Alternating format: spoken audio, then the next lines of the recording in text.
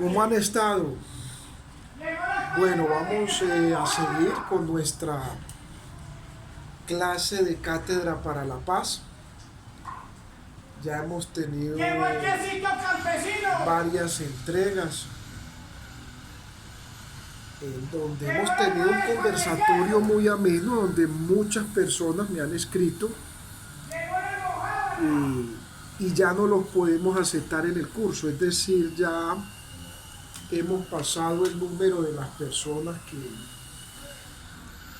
que estaban inscritas en el curso. Es decir, que los que quieran inscribirse ya no lo pueden hacer porque hemos cruzado el número, que eran unas 15 personas para este espacio de Cátedra para la Paz, que es demasiado pequeño. Ahora, las personas que me han escrito y que se están interesadas en este curso de Cátedra para la Paz pueden ir a leer el informe de Basta Ya. Es un informe de casi 200 páginas, muy bueno. Tiene material audiovisual, tiene lo que es material audiovisual, tiene lo que es material didáctico, en donde explica lo que es todo lo que fue el conflicto y lo que ha sido el conflicto en Colombia. Voy a ir a echarle a la planta agua, déjenme un momentico, pero sí, o sea, todas estas personas que se inscribieron ya no se pueden inscribir, ya no las puedo recibir. Este curso solamente estaba programado para que 15 personas lo vieran, porque la verdad es que no estamos programados para trabajar con tanta gente. Además, pues la financiación, los recursos han sido muy pocos. Denme un momento.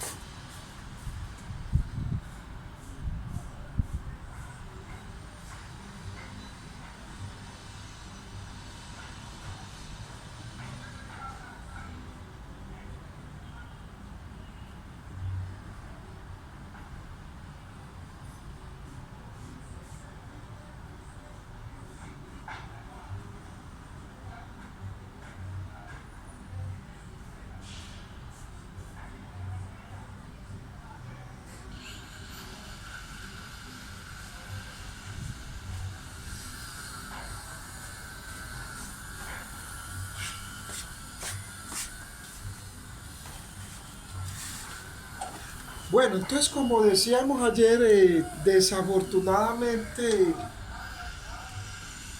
para mm,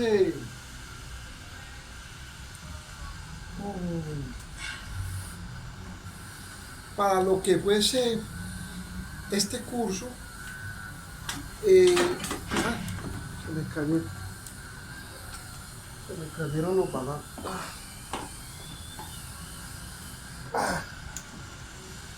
Sí, este curso no es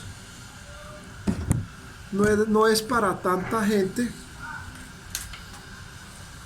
Agradezco a todas las personas que me han escrito al correo, pero no, la verdad es que es un pequeño curso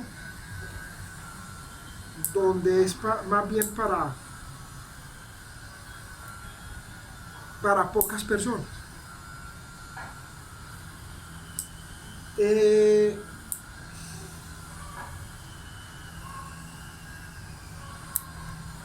Estábamos recomendando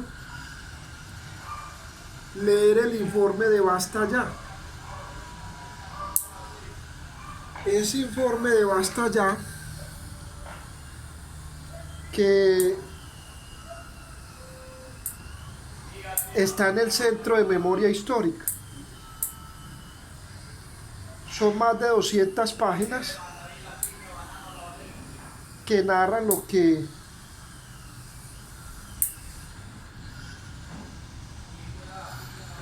ha sido la historia de Colombia en cuanto a la intensidad del conflicto. Estábamos diciendo ayer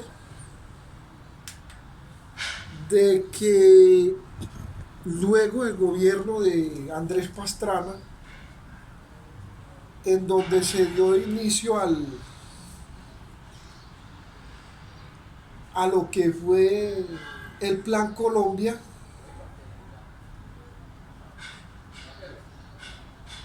quedó alguien del Partido Conservador, inicialmente llamado Álvaro Uribe Vélez, que desarrolló una idea de gobierno basada en la dogmática militar y orientada con lo que eran las cooperativas de seguridad. Cooperativas de seguridad urbana que tuvieron su origen en el gobierno del presidente Guillermo León Valencia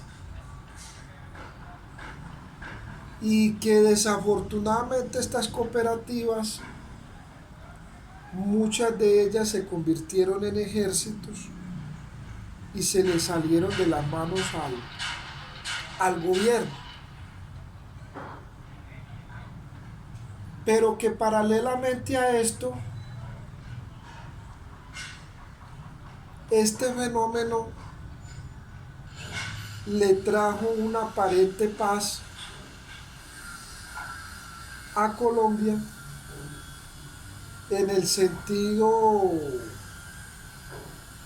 de que fueron cooperativas urbanas, fueron cooperativas financiadas por las multinacionales y de cierta manera contrataron muchos jóvenes de barrios, muchos jóvenes de los pueblos, de las ciudades, y eso implicó una pacificación, no a través del diálogo, sino una pacificación a través de las armas, o sea, de origen militar. Sí hubo una pacificación, pero no fue una pacificación a través del acuerdo, sino a través de la vía militar. Eso implicó que las fuerzas del Estado, es decir, las fuerzas militares, trabajaran no bajo la consigna constitucional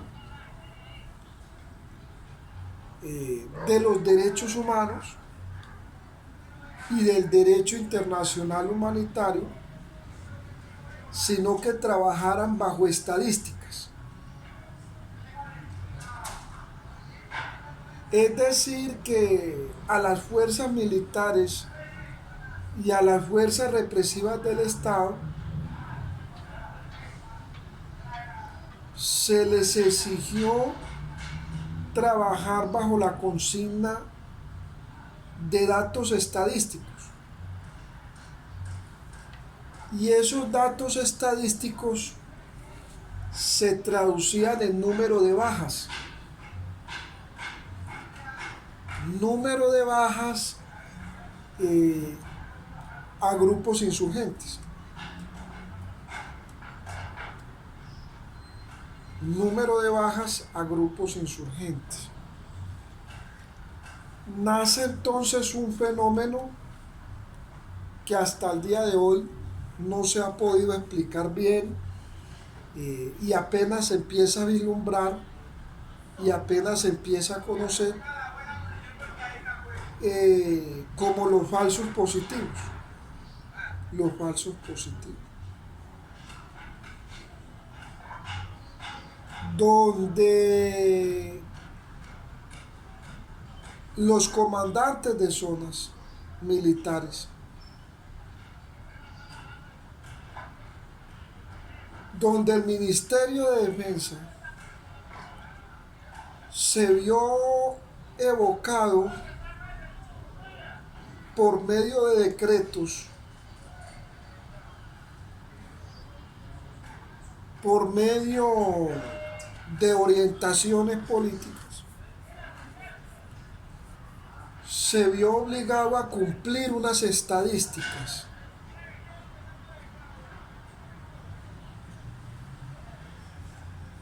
Esas estadísticas tenían que ser altas el número de bajas de miembros de grupos de insurgencia. Se pensó que era a través de la eliminación del otro o del número de bajas que se podría llegar a sacar a Colombia de la problemática en la cual se había sumergido.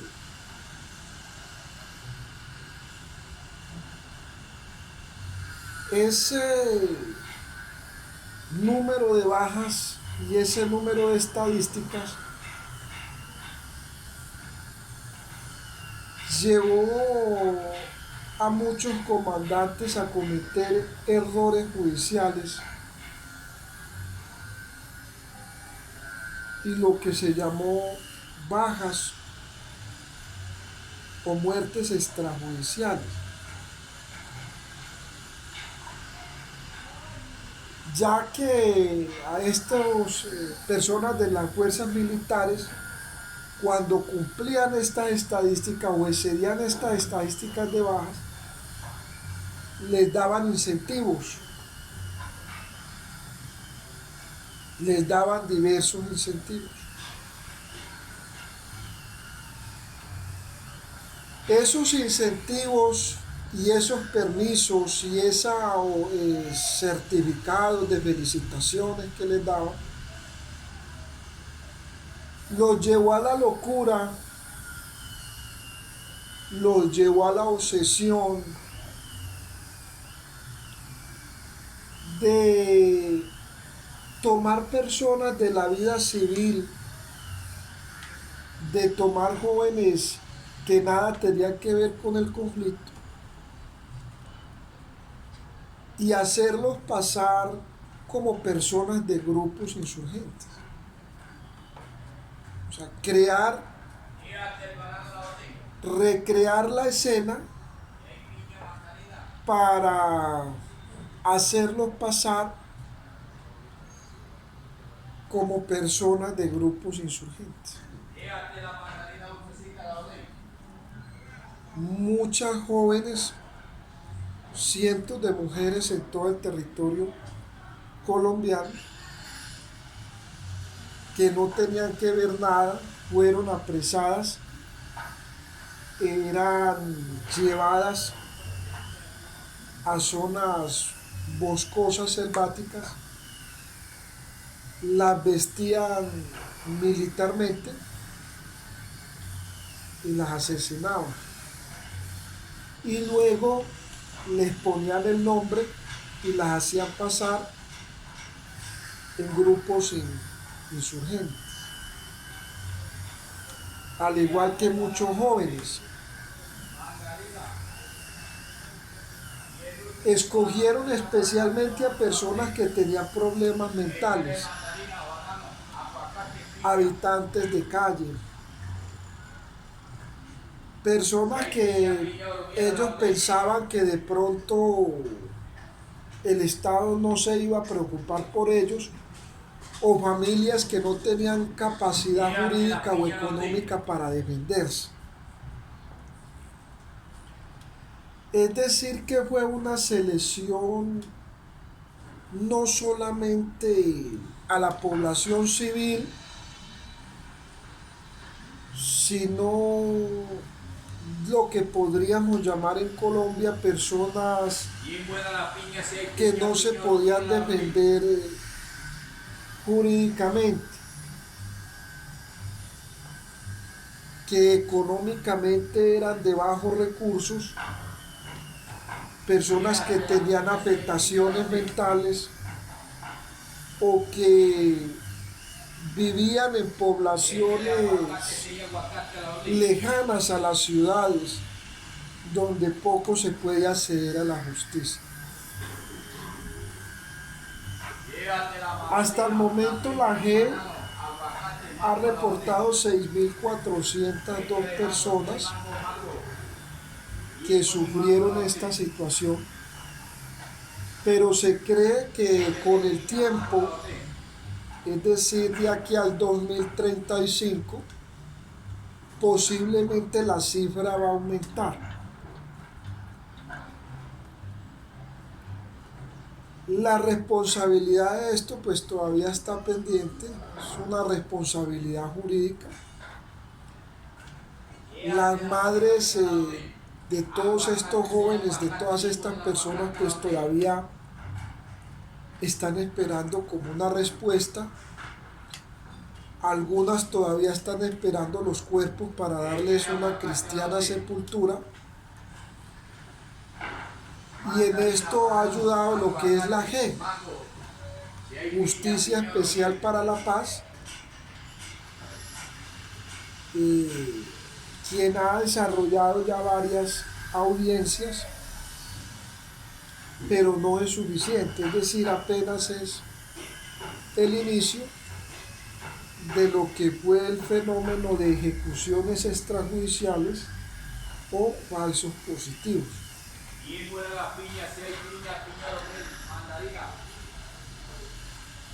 Dentro de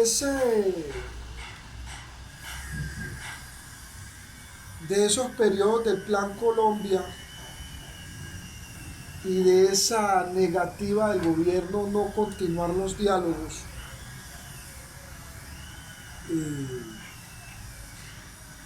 en el proceso de paz, se dio lo que fue la aspersión aérea.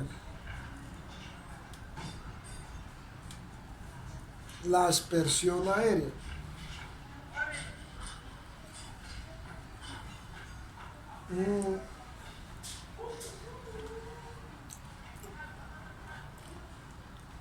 La aspersión aérea.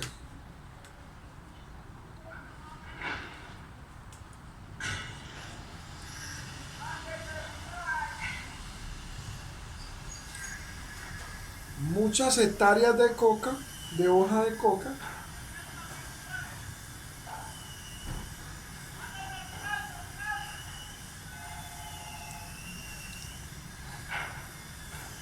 se les fumigaba con glifosato.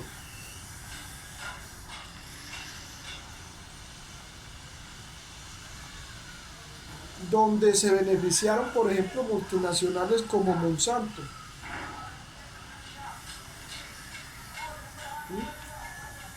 El Estado les compraba glifosato, un ácido, lo conectaban en unos aviones y esos aviones pasaban y descargaban toda ese glifosato.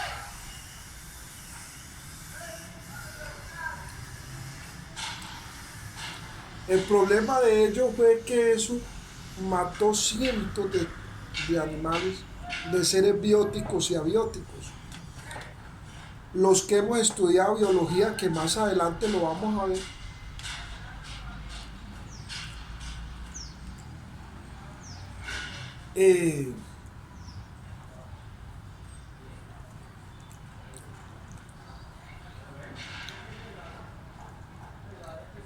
lloraban, porque eran miles de animales, de peces, ecosistemas legendarios, acabados multinacionales norteamericanas como Monsanto, que llegaban y en una idea errónea diciendo que acababan con la hoja de coca, y era un error porque ellos llegaban, por decir Monsanto enviaba con el gobierno los aviones a las 3 de la tarde y hacía lo que era la aspersión aérea.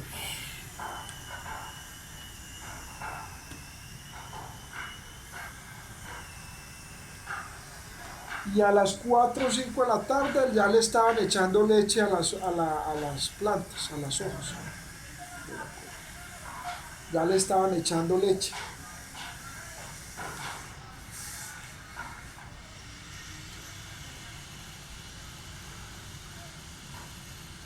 Y cuando le echaban leche, pues la hoja de coca se solucionaba,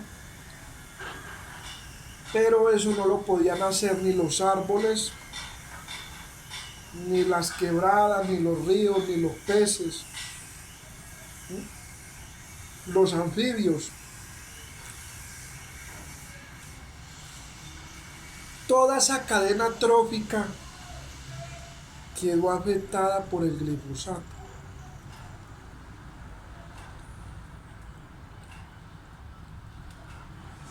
Hay una historia que contar dentro de todo esto que en el informe Basta ya no está, y es cuántos animales se vieron o se han visto afectados durante la guerra, durante toda esta guerra, porque los ecosistemas y los animales también se afectaron.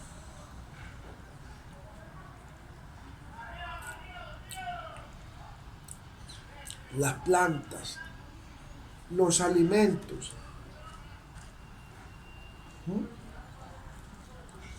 Todo quedó infestado de ese glifosato.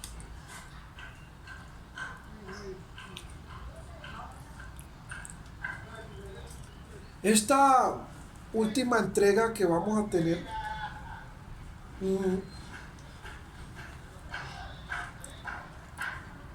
yo les dije que les iba a explicar lo del fenómeno narco, ¿verdad?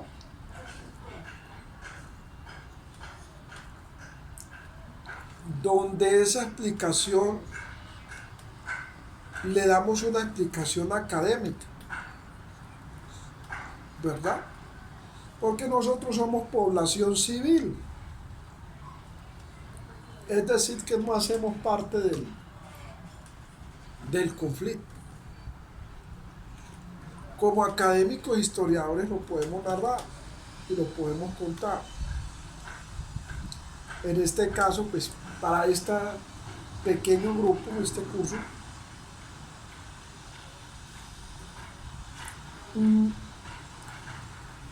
y recuerden que en los inicios del curso pasado de geopolítica, yo les dije que los pueblos americanos, especialmente latinoamericanos, masticaban la hoja de coca y utilizaban lo que era la harina de coca. Y que muchos países en la teoría de la reducción de daños pues han utilizado lo que es la harina de coca y la hoja de coca para diferentes rituales,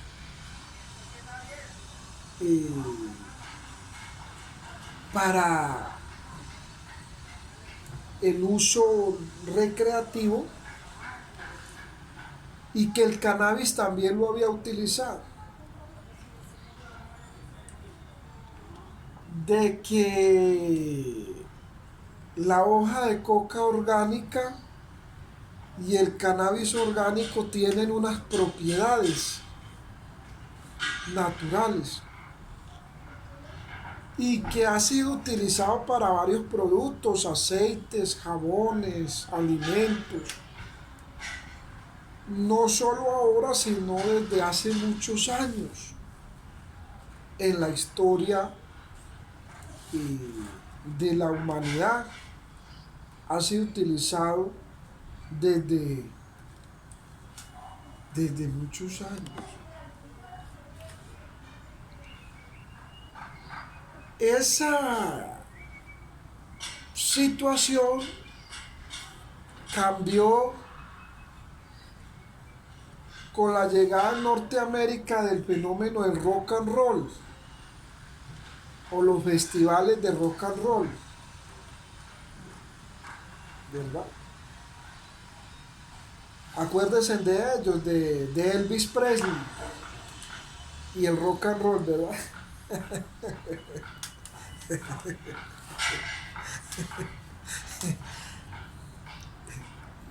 El rock and roll, ¿verdad? De los estadounidenses y esos bacanales que hacían.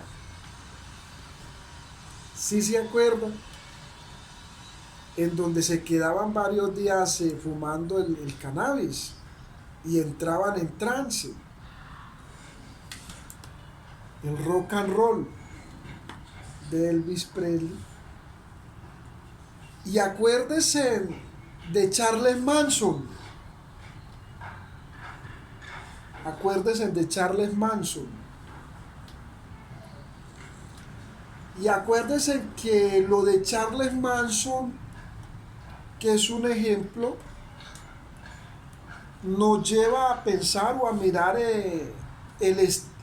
la Norteamérica de esa época, en donde fue una Norteamérica que le